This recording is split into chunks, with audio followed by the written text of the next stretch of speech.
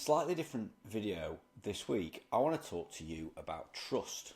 Two things have happened to me this week which has made me sit down and record this. Number one, I got some great feedback off a parent who said to me how reassuring it was to chat, to work with me, to listen to what I had to say and make them feel comfortable in the decisions they were making.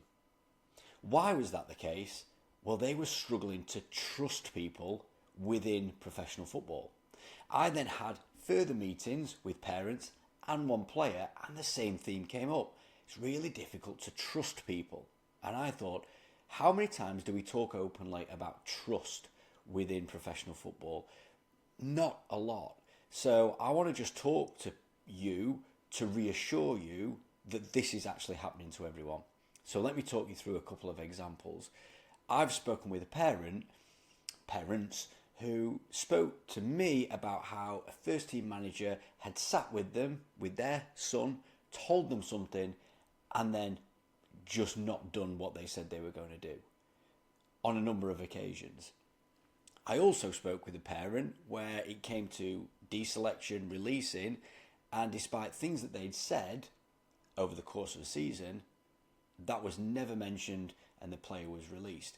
And what it leaves is parents going, how anything that's been said now going forward, how do we know whether that's true or not? Well, there's only really one option that you can do from this place. You have to accept that everything that's said within a football club to you by a coach, a scout, a manager, an agent, anything can be true but can also not be true. And you have to work on the fact that both might happen. They might be saying something to your face and that not turn out to be the reality of what happens.